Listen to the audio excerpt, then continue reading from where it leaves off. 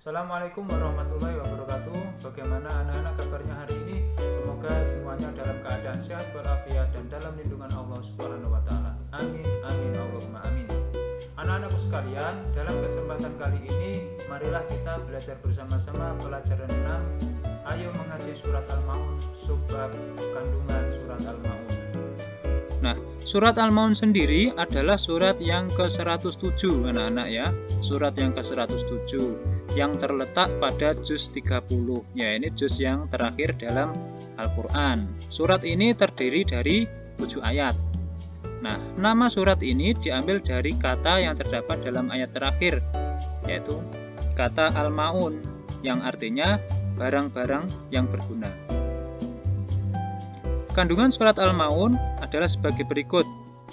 Yang pertama adalah surat Al-Maun menunjukkan kepada Rasulullah siapa orang yang mendustakan agama dan hari kiamat. Jadi surat ini adalah menunjukkan atau memberikan pengajaran kepada Rasulullah siapa toh orang-orang yang mendustakan agama itu.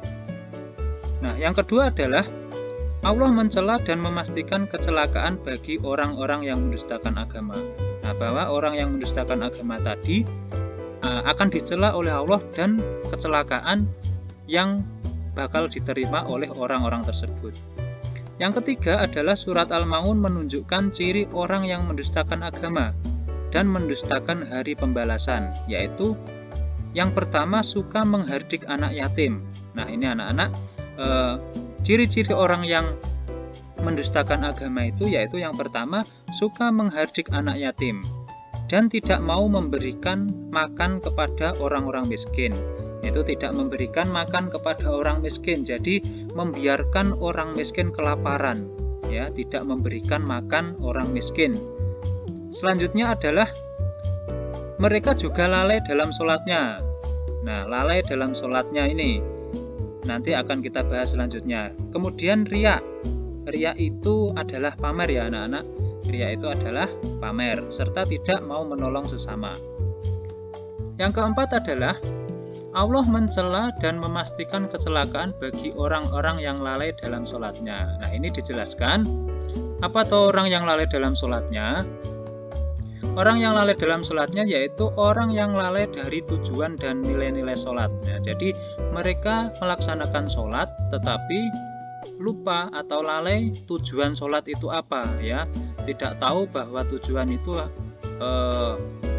tidak lain adalah sebuah bentuk penghambaan hamba terhadap Tuhannya. Itu adalah tujuan sholat, ya, dan nilai-nilai sholat serta mengerjakan sholat untuk dipuji orang. Nah, ini mengerjakan sholat hanya untuk dipuji orang. Jadi ketika orang tersebut melaksanakan sholat dan kemudian ada orang lain yang melihatnya, sholatnya dibuat seolah-olah khusyuk.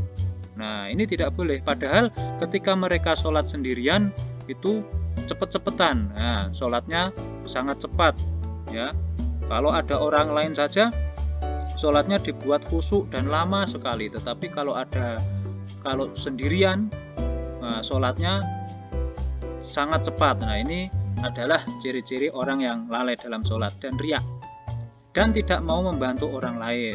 Nah, kemudian yang kelima, sholat yang diterima Allah dan menyelamatkan seseorang dari kecelakaan adalah sholat yang ikhlas serta berdampak pada kehidupannya. Jadi ketika orang itu ikhlas dalam melaksanakan sholat, maka akan berdampak pada kehidupannya, yaitu kehidupannya menjadi lebih baik, akhlaknya menjadi lebih baik, menjadi lebih bertakwa kepada Allah dan lebih menyayangi sesama manusia. Jadi ketika orang itu ikhlas dalam melaksanakan sholat, maka secara kepribadian dia akan menjadi lebih baik dan lebih menyayangi kepada sesama manusia.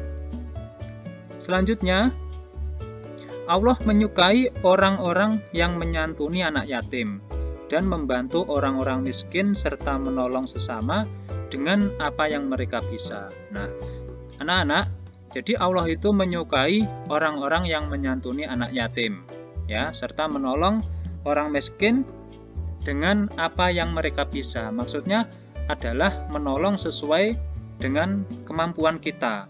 Kita bisanya menolong pakai uang, kita tolong, ya. Kita hanya bisa memberi makan, kita beri makan, dan seterusnya. Selanjutnya anak-anak, yang ketujuh adalah Islam mengajarkan hubungan baik kepada Allah melalui ibadah yang ikhlas dan mengajarkan hubungan baik kepada sesama manusia dengan membantu orang lain dan menolong yang lemah, termasuk menyantuni anak-anak yatim dan memberi makan kepada orang-orang miskin. Nah, anak-anakku sekalian, jadi Islam itu mengajarkan hubungan baik ya kepada Allah melalui ibadah yang ikhlas. Ya, baik itu ibadah mahdhoh maupun ibadah ghairu mahdhoh. Jadi, ketika kita ikhlas beribadah kepada Allah, maka kita juga akan bisa ikhlas menolong sesama manusia, yaitu menolong fakir miskin, menyantuni anak-anak yatim, dan lain sebagainya. Anak-anak, itulah pelajaran yang bisa kita pelajari hari ini. Semoga bermanfaat dan kalian, saya harap, terus semangat dalam belajar. Terima kasih, semoga bermanfaat. Wassalamualaikum warahmatullahi wabarakatuh.